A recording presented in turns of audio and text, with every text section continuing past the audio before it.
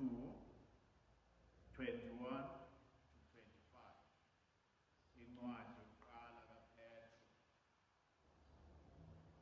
Amavesi isahluko sesibili amavesi 21 kuya 25.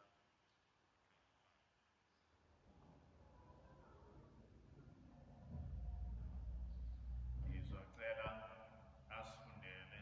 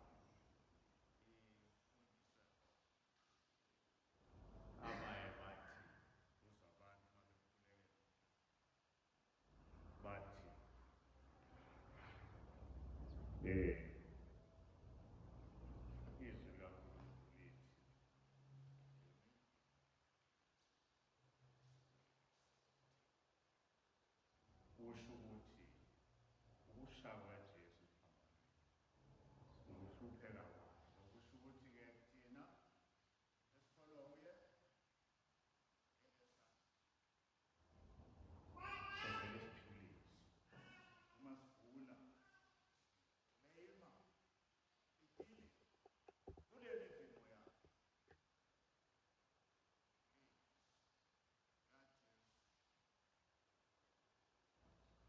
yakhe leli zwi lithi lapha-ke leli zwi lithi kuthini unayo nalombi kuthiwa nayo thini manje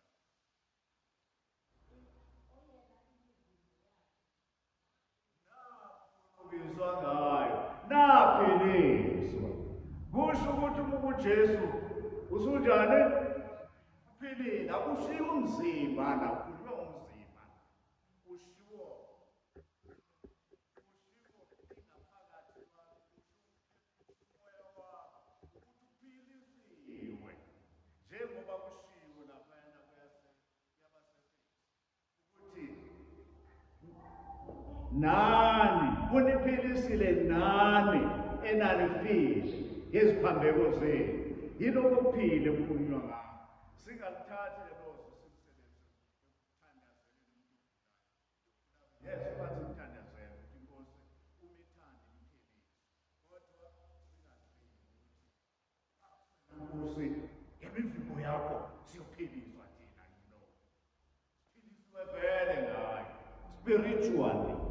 Kuyezwakala bangcwele yokudlula nje lapho indaba yethu yanamhlanje ilapha ekuhambeni kwakufanele ukubizwa enibizwe ngakho.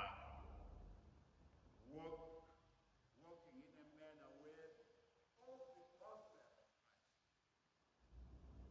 Nakho ukuhamba okufanele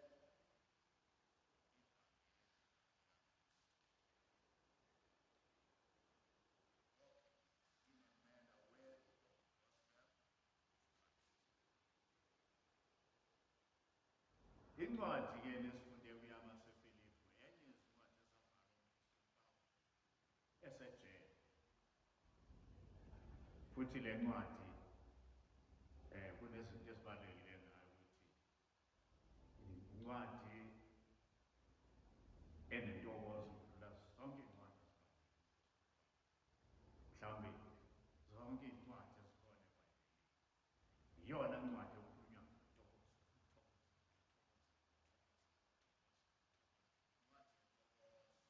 Thokoza uphi lo muntu obhala incwadi ukhuluma ngentokozo nje uphi? Usemakhamandeleni, uhlala eboshiwe, eboshwe ngenkethange, eboshelwe esosheni ubusuku nemini, uhlala eboshiwe. Kodwa uthi ngiyathokoza. So iy'ncwadi enjalo futhi le ncwadi yona incwadi is the most personal letter eyake yabhalwa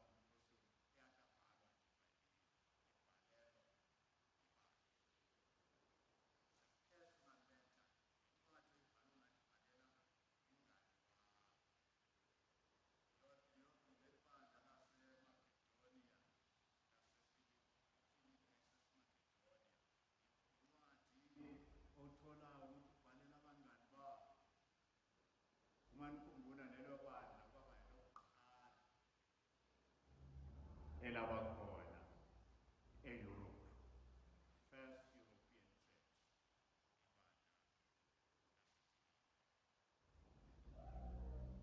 First European Church, bandla lokuqala elaba khona. So-ke le bandla-ke lathola le ncwadi enye yezincwadi azibhala kulelo jele umpostoli Pawulu. Izincwadi wabhala izincwadi ezine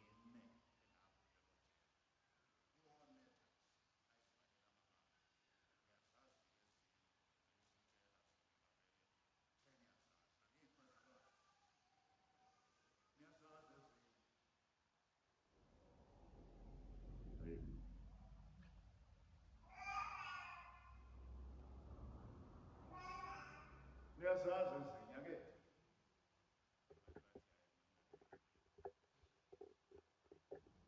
Ishoni bazalwana sikhathi banabo. Ngoba ukudlula nje angangena enyakeni.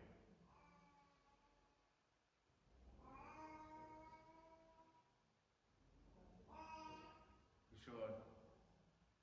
Huh? Why is it wrong?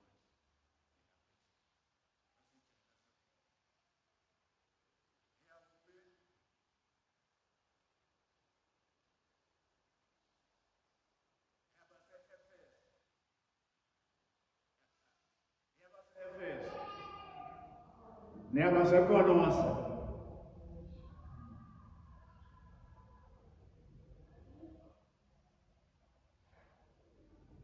Never esithathu nekafilimu ilezo inyanga lezo ncwadi zontathu kanye nale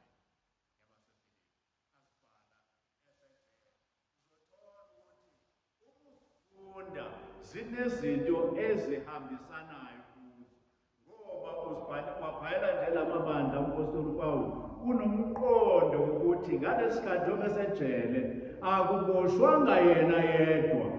Ukuboshwa kwakhe kusho ukuboshwa kwani kwevangeli, ukuboshwa kwebandla ngoba amabandla akhona ngenxa yakhe.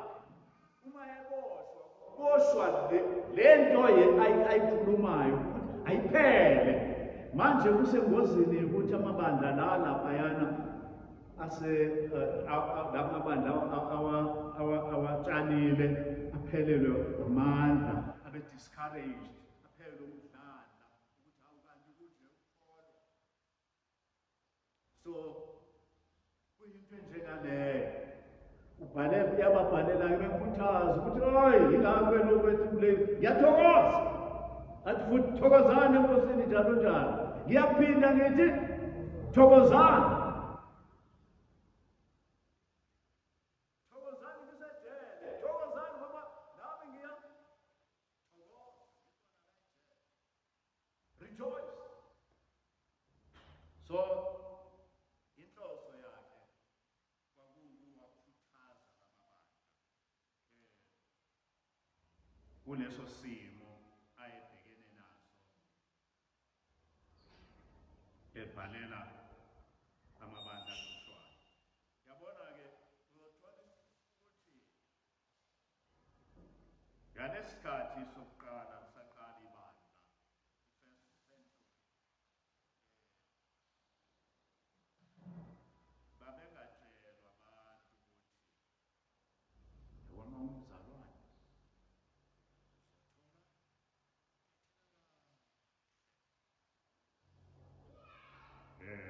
futhi uzothola ukuhlonipheka kakhulu. Kodwa babebambelele kuleli yazwe lasho uJesu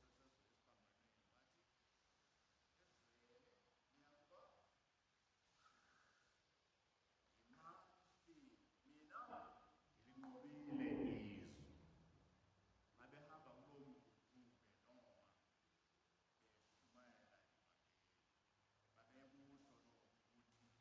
beshumayela babekusho ziyingxenye yale mpilo ithandile khona.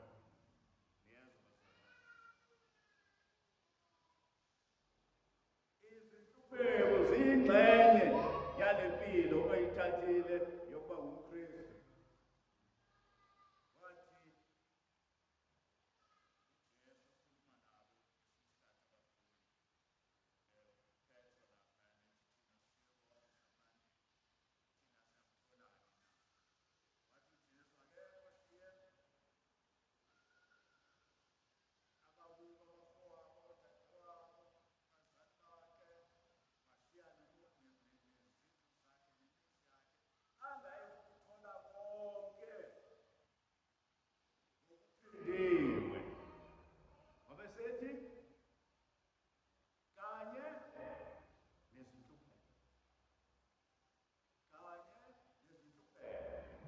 so labazalwane balaphayana-ke izinhlupheko hayi bayazazi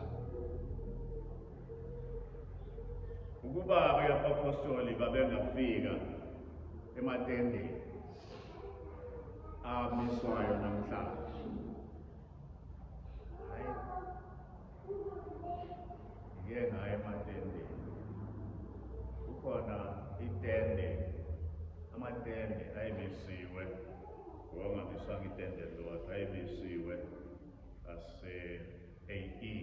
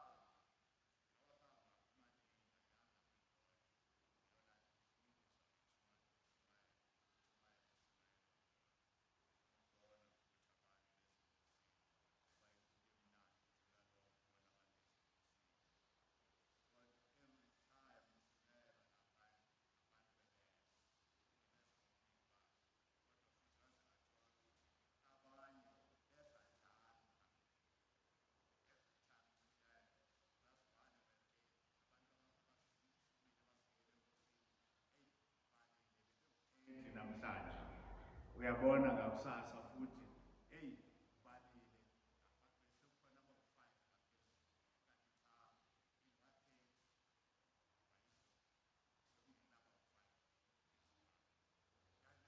sekukhona nangolwesithathu usuku uthole ukuthi kuseyibo. What's this? Yini kangaka? Athi ake ngiyilalele into eshunyayelwayo. Amangala. Ngoba abazalwane base-AE manje babecele nabanye abantu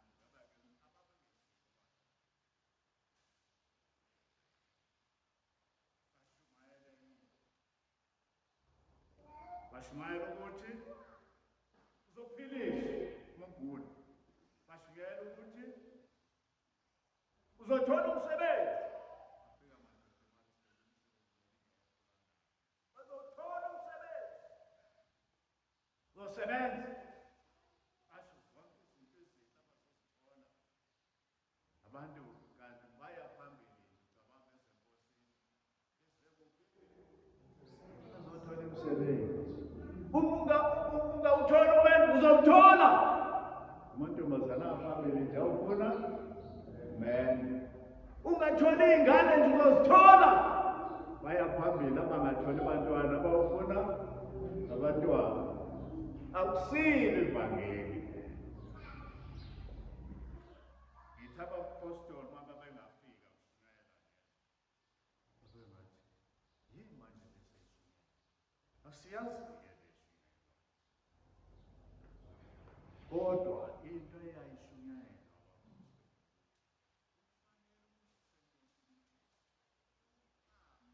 kanjani, uphile kanjani, phila ngendlela efanele ivangeli likaKristu. Babekhuluma ngokuphila. Lokuphila kukhuluma ngakho uJesu ukuthi ngize ukuba babe nokuphila, babe nakho kuchichime. Lokuphila okuchichimayo abantu mabakubone kuwe. Uma sifunda-ke laphayana ekuqaleni nje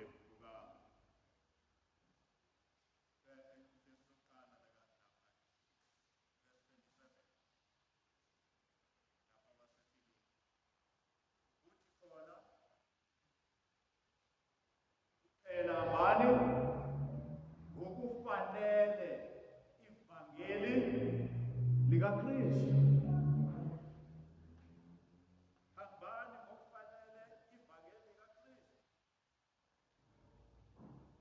Kuyahambisana futhi nakubhala ibandla laseFilipi. Akusifundele lapho kaseFilipi 4 verse 1 kuya 3.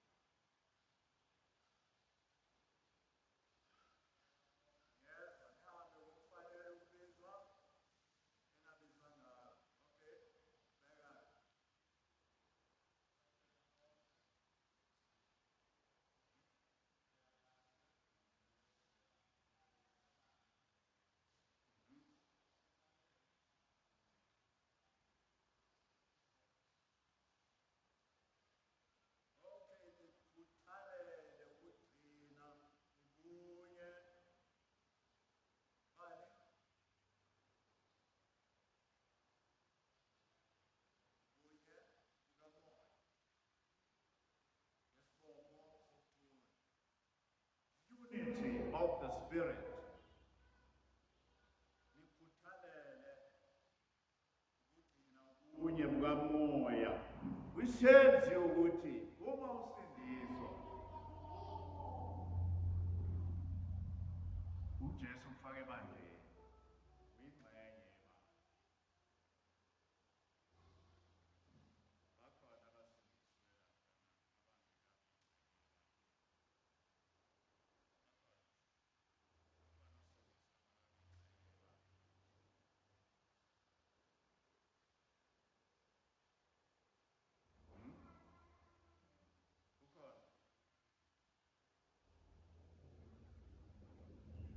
again.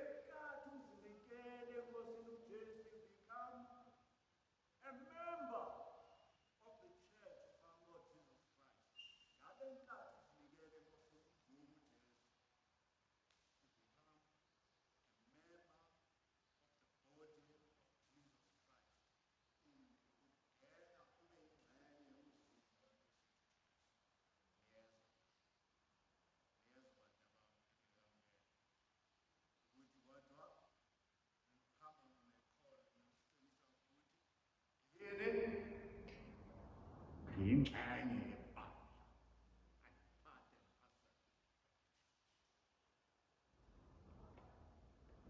akwasho yena. Yes, uyingxenye yebandla. Now ngenkathi ungena-ke ebandleni lithi iBhayibheli nina nonke nabhaphathizwa ngomoya munye nabhaphathizelwa emzimbeni munye. Imuphi lo mzimba? Umzimba kaKristu. Ngenkathi uzinikele enkosini uJesu, you know what happens? The Holy Spirit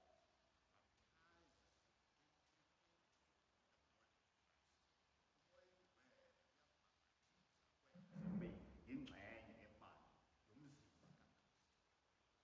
You get that? Oh,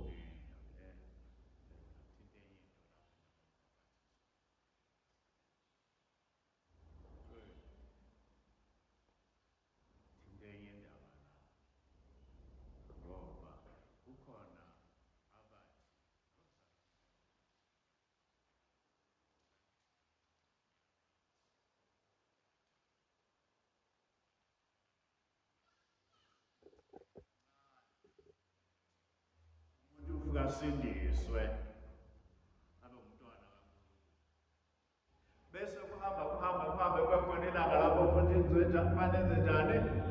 Abhaphathizwe ngomoya.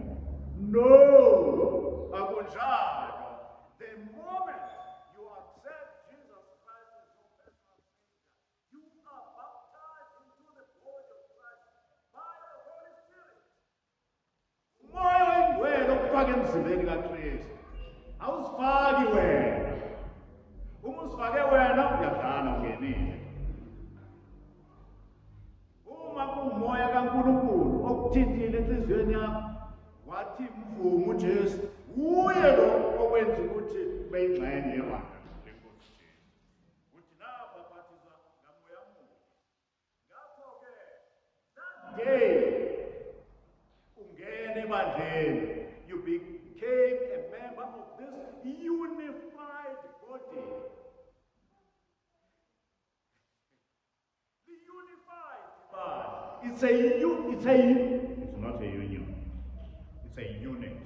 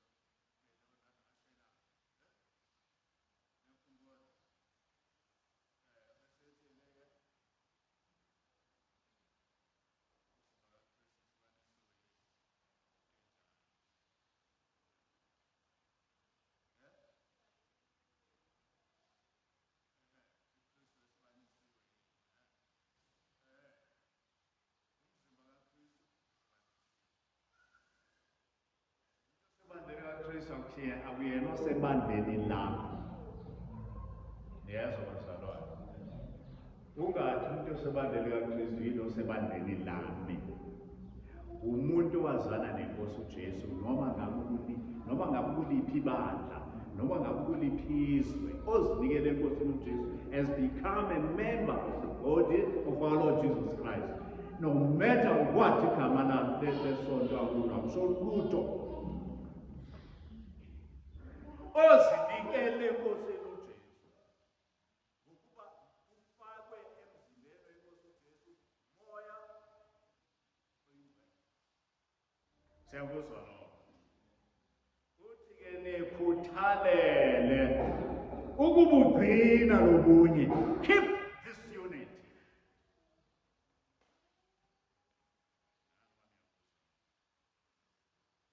Keep this unity.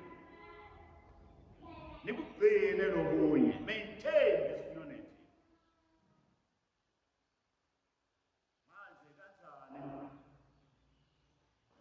Sekhona lapho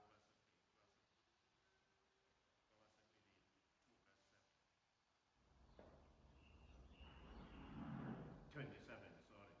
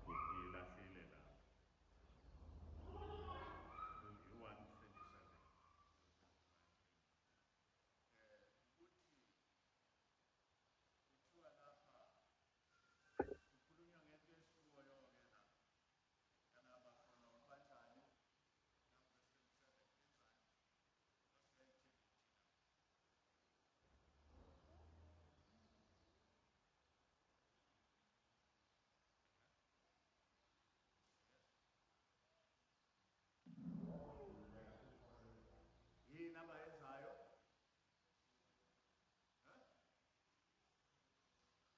Ulwa nilwela inkolo. Striving side by side for the faith of the gospel. Nilwela ipande. Nilwela inkolo. Yevangeli. Uclear Lord. That's the spiritual warfare esikuyo. Sibambene ekulweleni inkolo. Uthi umpostoli uPawulu ojabula uma ezwa lokhu ukuthi nibabele. Yingakho umpostoli uPawulu uma esefika ekugcineni ukuphila kwakhe uthi I have fought the good fight. Ngikulwile ukulwa okuhle.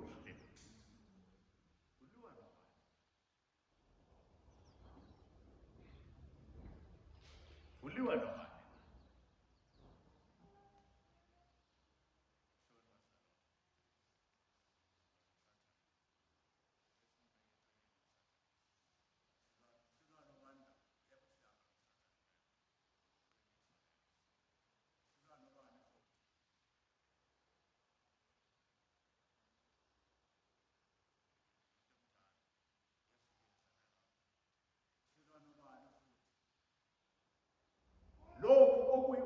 Open warfare ebonakalayo.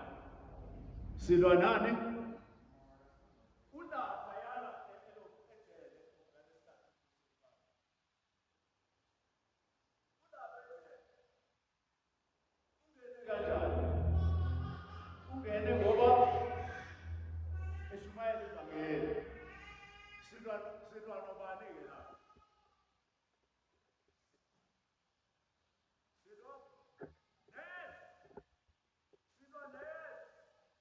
Silwa nathi.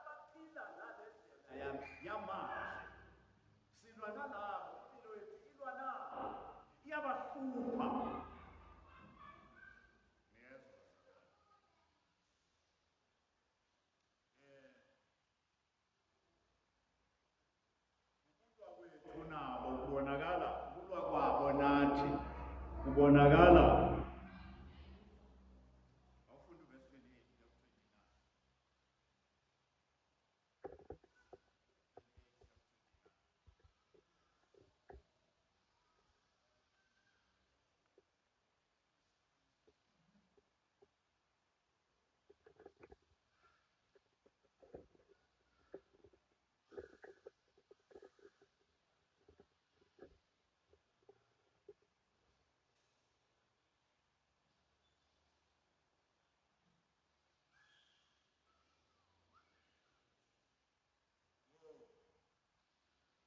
ngokuba uKristu nabelwa angisho ukukholwa kuphela kodwa nani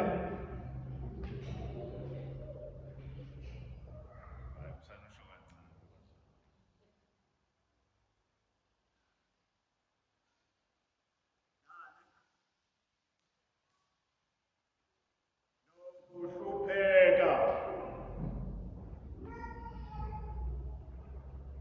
kuthi laphayana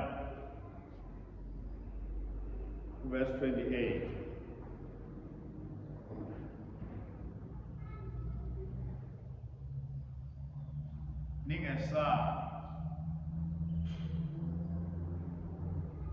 ningethuswa ngalutho ngabamelene nani okuyisiboniso kepha ngesokusindiswa kwethu lokhu kuvela kuNkulunkulu. Abantu abaphikisana nawe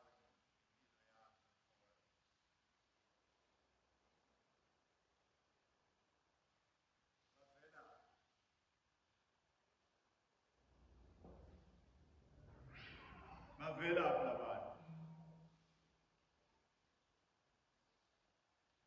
Hayi fundi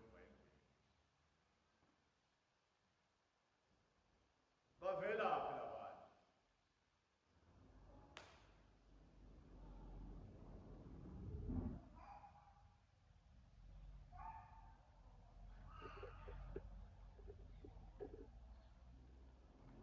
Hayi bazalwane, fundani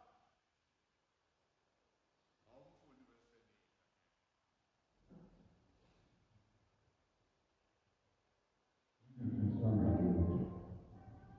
verse 28 ningethuswa ngalutho abamelene nani, right?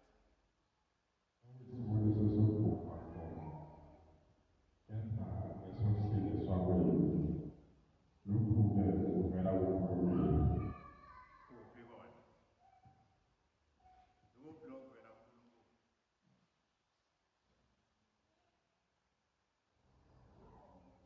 Yikuphi okuvela kuNkulunkulu?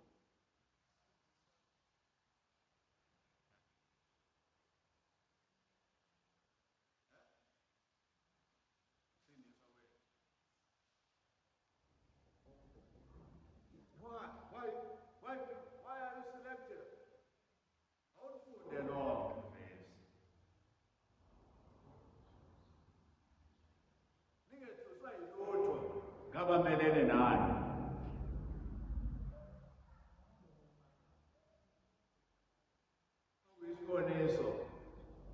Okuyisiboniso sokubhubha kwabo. Yikuphi okuvela kuNkulunkulu? Ukubhubha kwalabantu nani futhi nokusindiswa kwethu empeleni kuyisiboniso uma bemelene nathi bengalivumi ivangeli, bengalivumi futhi bemelana nalo bazobhubha. Kuyisiboniso ukuthi abokubhubha laba. Uma behleli ekulweni nevangeli bahamba ngendlela yokubhubha. Le mbhubho ivela kuNkulunkulu, bazobhujiswa nguNkulunkulu. Kepha kuyisiboniso sokuthi thina uma bemelana nathi kufanele sizame ukuthi hey basimelana naba bantu bathi kanti kusho ukuthi njani?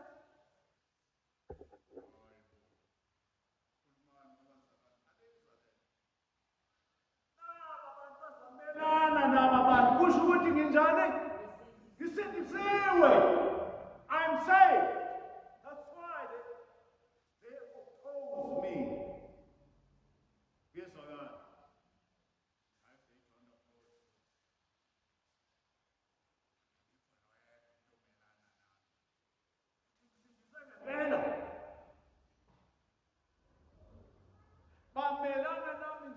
ngisindisiwe yingoba bona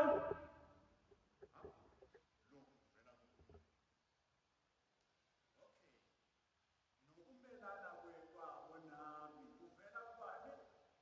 uNkulunkulu. Hayi ungasho kuvela kuSathane, kuvela kuNkulunkulu. Back, we have 29. Ukuba ngenxa kaKristu mina nalelo ngomusa angisho ukukholwa kwempilo kepha ukuhlupheka ngenxa yakhe.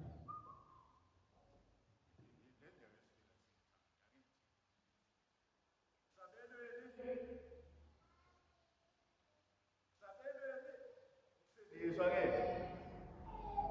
angisho ukusindiswa kuphela kodwa isabelo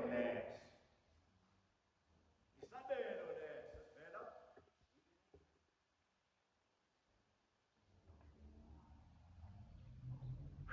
emnandi ivangelo zalwana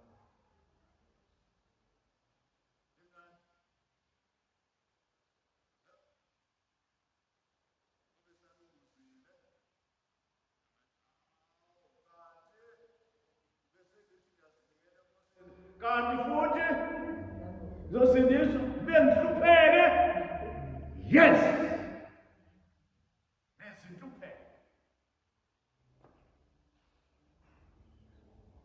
nezinhlupheko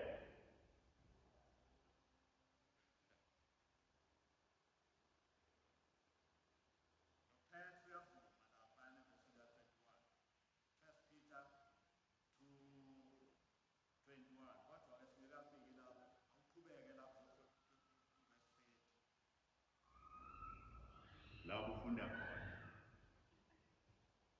Ngokuba ngenxa kaKristu mina nalelo ngomusa angisho ukukholwa kwempilo kepha ukuhlupheka ngenxa yakhe. Yikukho khona lokho kuba engakubona kimina nakalokhu ngizwa ukuthi kubikile. Oh yes, uthi nikuyo lento engikuyona usho usejele uthi nokuhlupheka engikuhlupheka nikhona nani asisodwa webazalwane kwesinye isikhathi uma kukhulunywa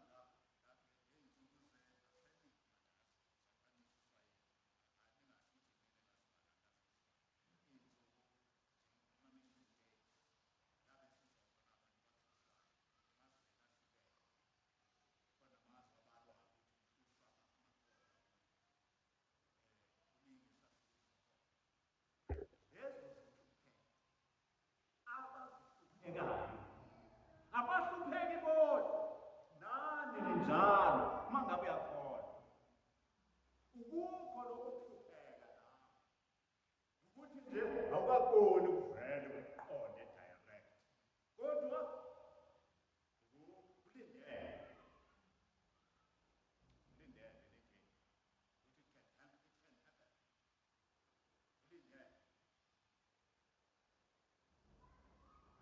ngikhumbula ngelinye ilanga ngesikhathi kwakunesixakaxaka okuwina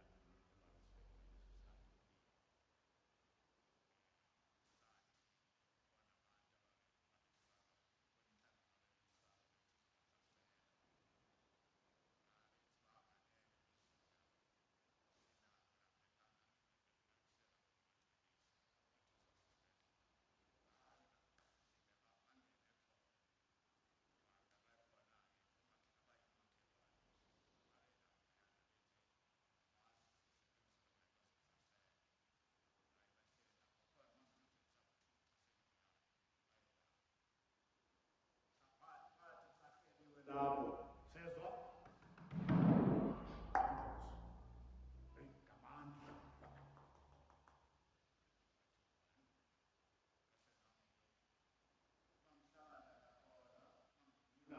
nanti amaphoyisa amile lapha uma ngiya uma nidlulela nivele ingene ingane yabheka cisha lokuphayo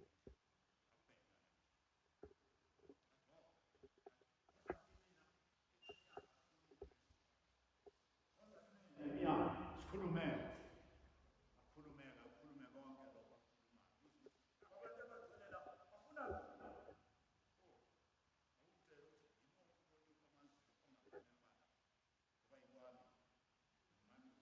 umfundisi mina laba bantu balaba khombisa ukuthi yimuphi ongafanele ubaba ake nakwenza uzilandela kodwa engizakubona laba bafundi omunye wagijima wabaleka wangena ekamelweni bathi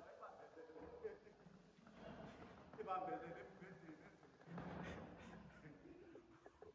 omunye uyamhleka abahamba naye uthi wow usibani bani uma ngabe kuthiwe kumele ukukholwa uKristu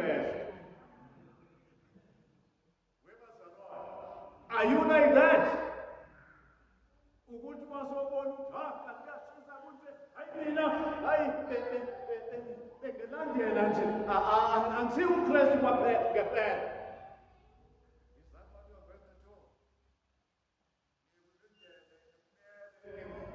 nikulindele nokufa ngenxa kaKristu na ningasho njengoPetro athi ngiyafa nokufa kanye nawe bese uhambela kude masekukhona nakho sekuyofa manje uthi sabelwe lo ukuzinikela enkosini uJesu ukuzinikela ekufeni ukuzinikela ekuhluphekeni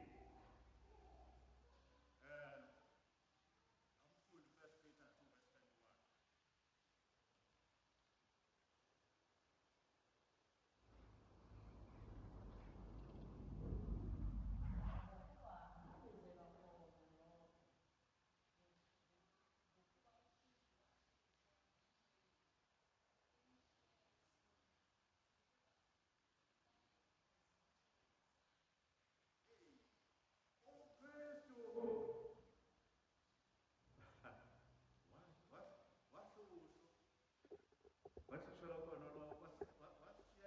Peter 2 verse 21 silandele ezinyathelweni zakhe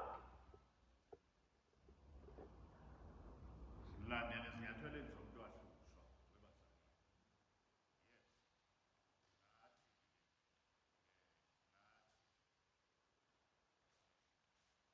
kodwa-ke futhi uyazi ukuhlupheka kwesinye isikhathi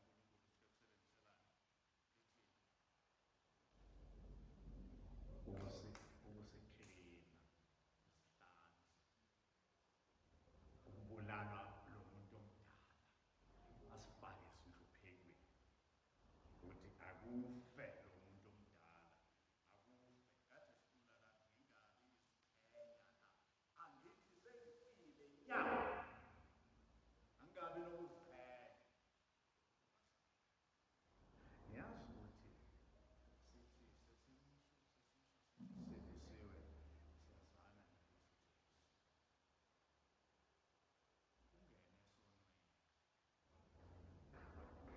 uma usukonfront ngesono sakho uthini bahlala ngapha ngiyazi lento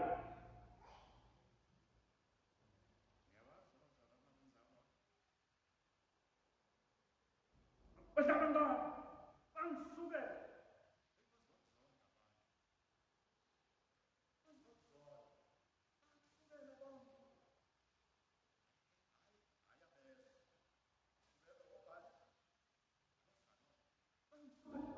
kade ngabona bangizonda nabazalwane uzonda abazalwane nabazalwane ngoba abazalwane bazonda isona esikuwe kodwa awufuni ukuzivuma usishiye badlala ngani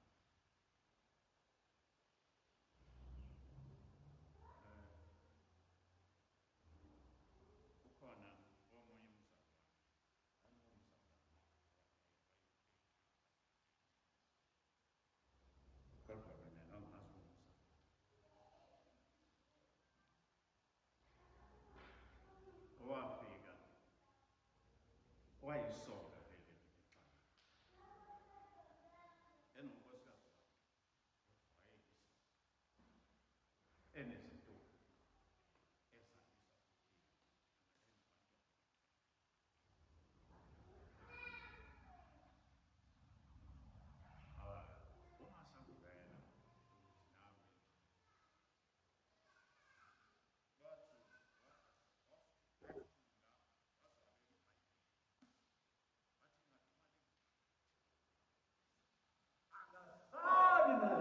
bayangishonela ngani? Bahlala ngami. Bayangizonda.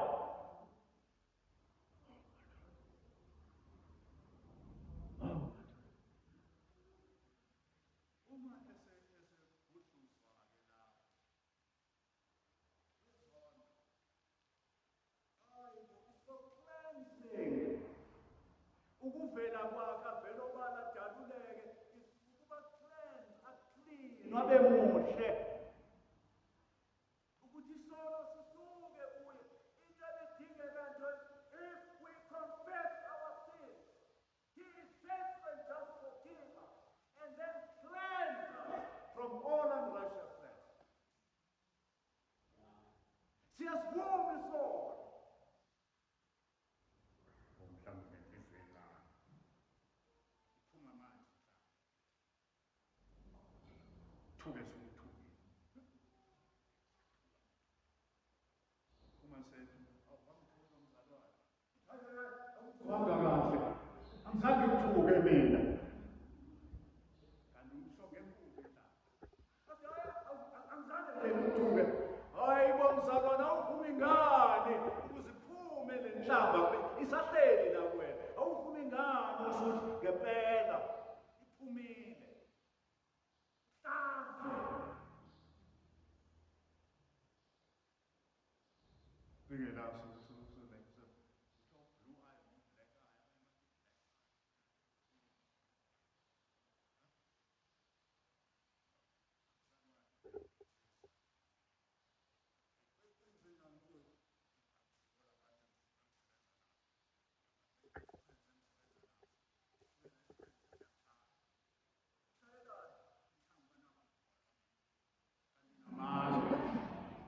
Kadwedelela wayithola into obuyifuna.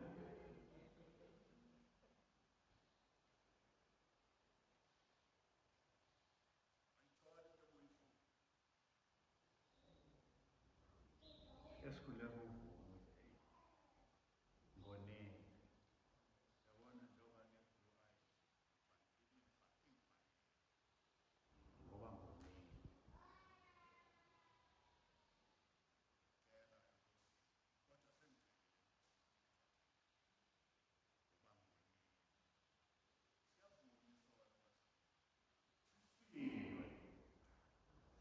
Oh yeah.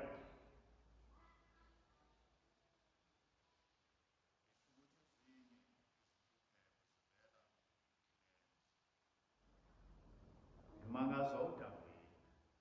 Testament elidala uDavide. Uthukwa.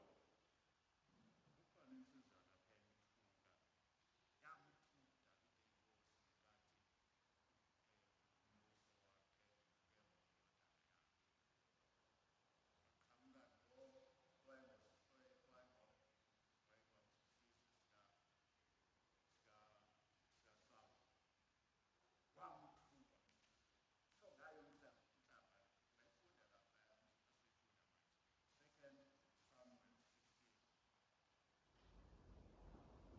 verse 5 go 14. Shimei waqhamuka wamthuka Davide. Kwase kusuka indodana lapha kaDavide yathi Nkosi. Yiqhube ekhanda lenhla.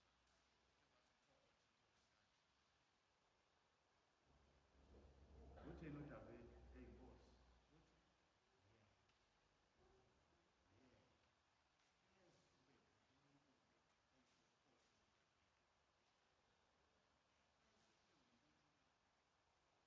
Uthi uDavide myeke ungamthinti. Hey kwesinye isikhathi ngisho nomhlangezana ezinye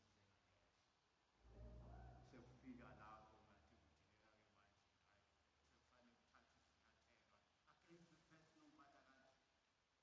Ekuphatha kabi.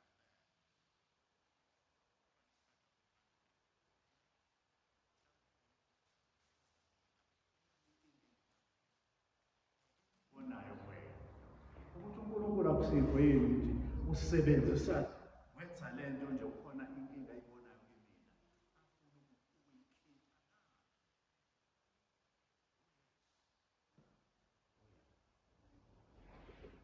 Yebo, Nkosi.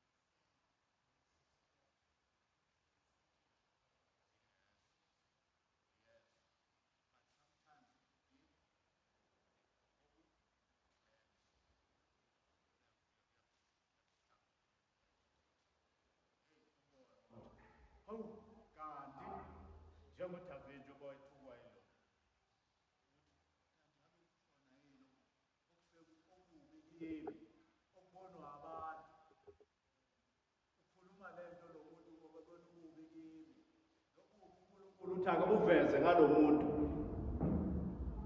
So kwesinye isikhathi kwesosizakala ukuthi hey ngaze ngasizakala bengazi ukuthi ake ngithi nje kwesinye isikhathi ngicabanga ngani ngolaka ngaziwa njengomuntu onalaka ngithi ngasindiswa njengomuntu onolaka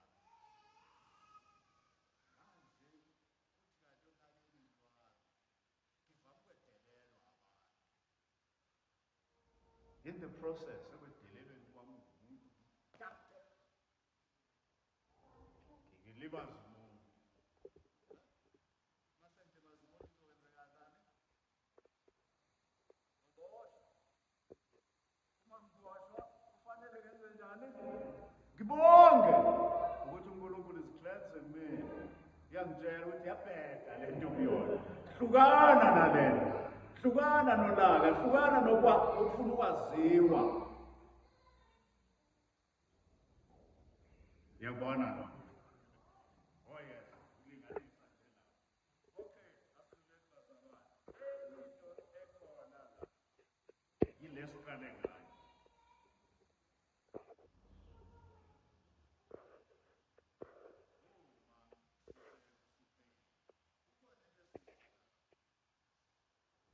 enhluphekweni yini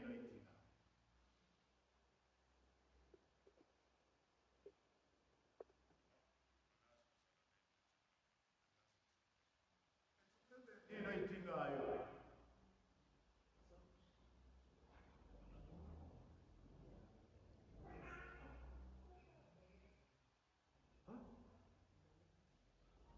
cha oyidingayo ukuthi sibuye udingani efanele izibuye yini oyifisayo ukuthi izibuye usenhluphekweni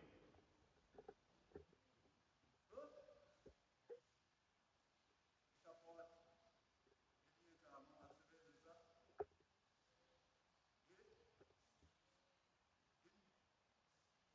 induduzo udinga induduzo ileyo nto uNkulunkulu asithembise yona ukuthi uyasiduduza ekuhluphekeni wethu lokunjalo kukhona leyo nto khona induduzo ake sifunde khona lapho kwencwadi le la sifunde khona chapter 2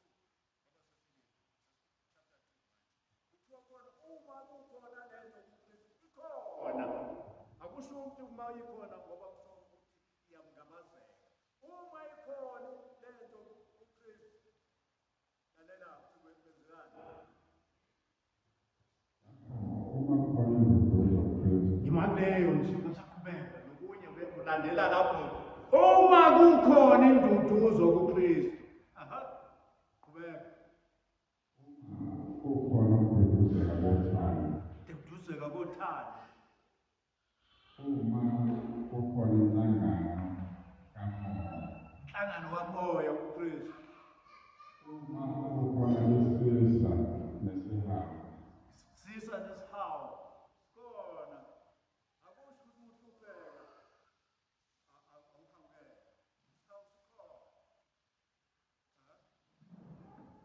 kwasathokoza kwami ukuba ngibe nomqondo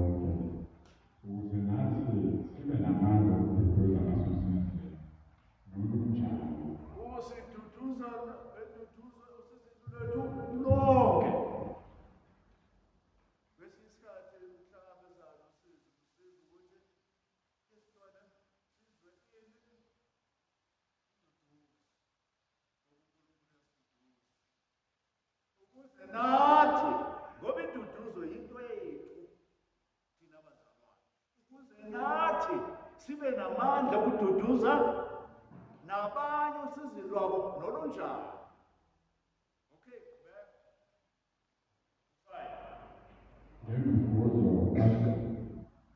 Ngenduduzo esiduduzwa ngayo nathi ukuba njengalokho izinhlupheko zikaKristu zivamile kithi, nalo ukududuzeka kwethu kuvamile kuKristu. Anisho ukuthi amen lapho bazalwane. Ngoba uma kukhulunywa ngenhlupheko, that's rather depressing, isn't it? Kodwa manje kuthiwane ukuvama kwezinhlupheko, nani futhi nenduduzo ivama ngokunjalo, induduzo kaKristu. We are comforted abundantly. Okay.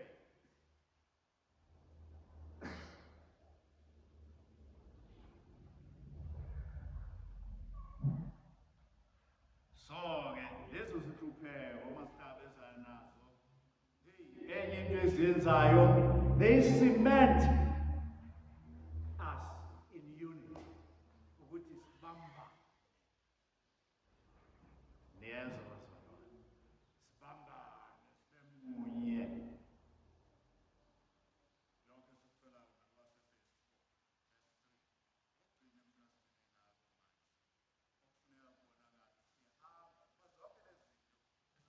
lapha ezibonakalisa ukuthi sihamba ngokufanele evangeli likaKristu. Enye yalezi zinto i-humility.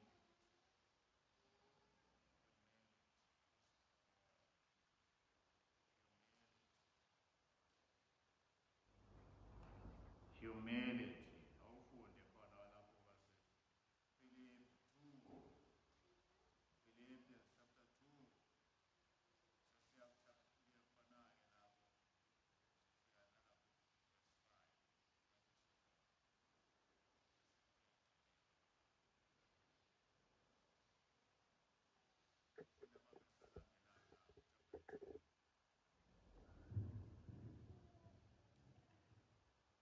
Samuthokoza kwakho ukuba nibe nokholo nothando Khondo munye, thando lunye, inhliziyonye, nikhonde into yinye, khonde into yinye. ningenzi lutho ngokubamba nangokuvukeza, Yes. kepha ukuthobeka nishayise kahle abanye bafuna nani. One verse I hate in my believers. 18 and and bakhona vele abantu bakusebenzise kanjalo.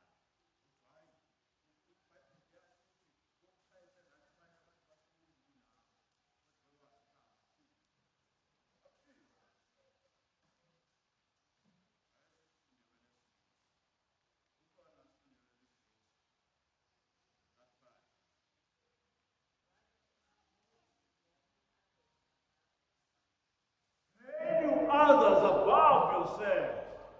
Awushayise ngathi. You actually value that person above yourself. Omunye menza mkhulu kunawe, hayi ukuthi ushayise ngathi. Mkhulu kunawe. You are his servant. We are his servant. You are her servant. Niyeza bazalwane. Uya, ngisho nalapha ekhaya. Nalapha ekhaya.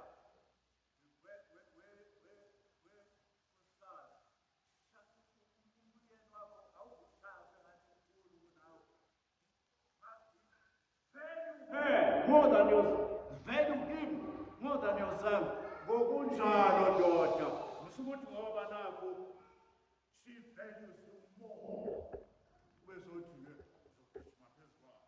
Nawe futhi value her more than yourself. Uyezwakala na? Makabe mkhulu kunawe. Hayi ukuthi ushaya sengathi. Nomunye umuntu nomzalwane nomunye Now the servant who is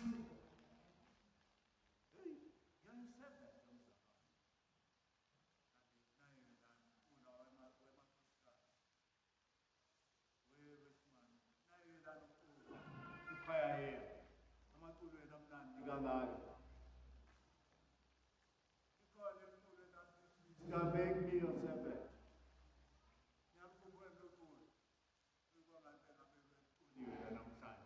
Ukuthi dadewethu ngibe incekukazi yakho. Ngenze kube incekukazi yakho. Naye futhi asho njalo kuwe ethi sister ngenze kube incekukazi yakho. Hlangabezanani ngokuthobelana. Humility.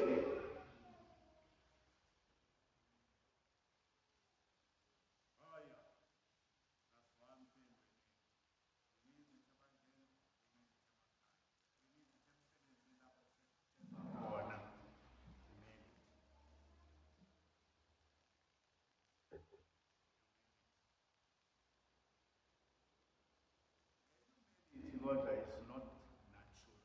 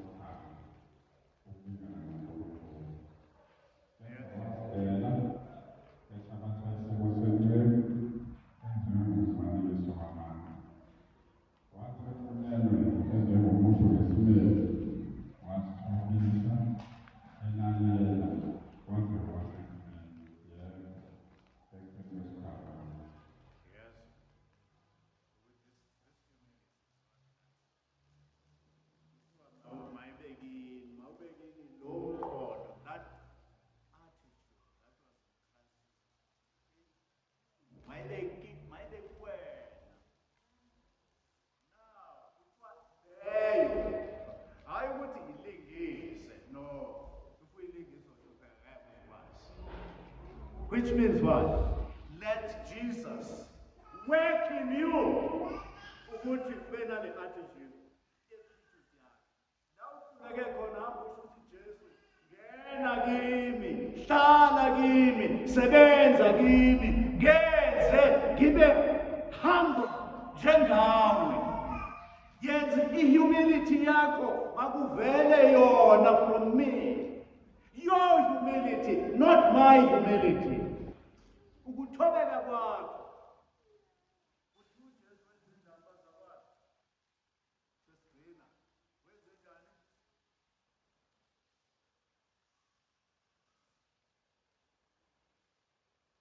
Lapho verse 5 athi lesonkulunkulu akaze asho ukuthi yokuhamba ukulingana noNkulunkulu kepha wenze njani kwesizulwini wasigela.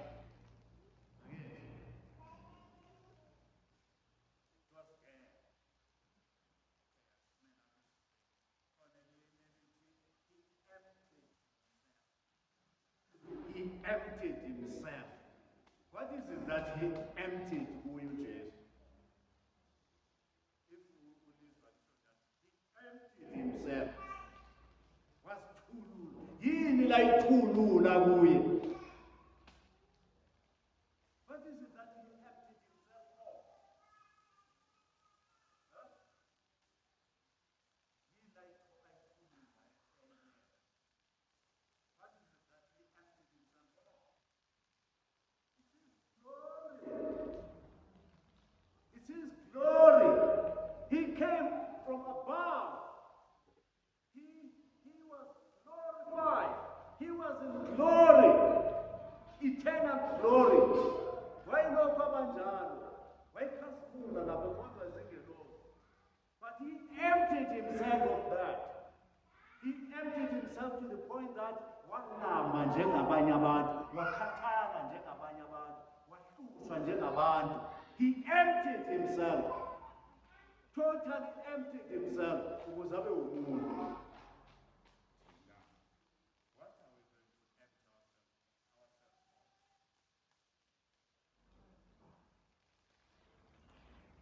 Hey, mina ngithi uNkulunkulu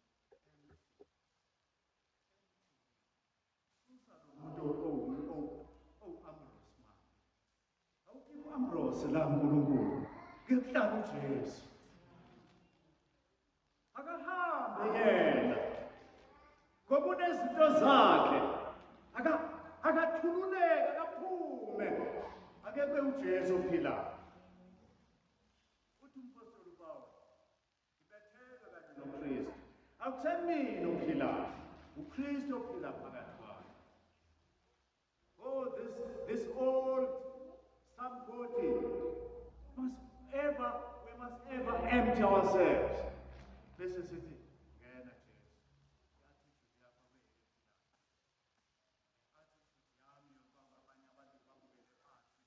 Empty that one. Akekho umuntu ophansi uma kukhona ophansi abe yini kunomunye umuntu. Empty me. Ake sisho njalo bazalwane. Ake sibile abantu abanjalo. Bese sisho kanye noPawulo sithi ngibetheke kanye noKristu. Akuseyimi uphila. Kepha uKristu ophila phakathi. Ukuphila engiphila kwesenyameni.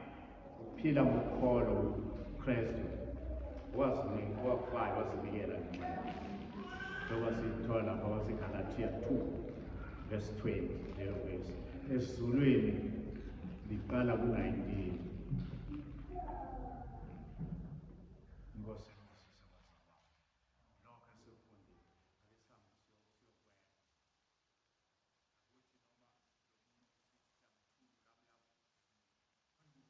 ubani futhi kakhulu awuthulula kanjani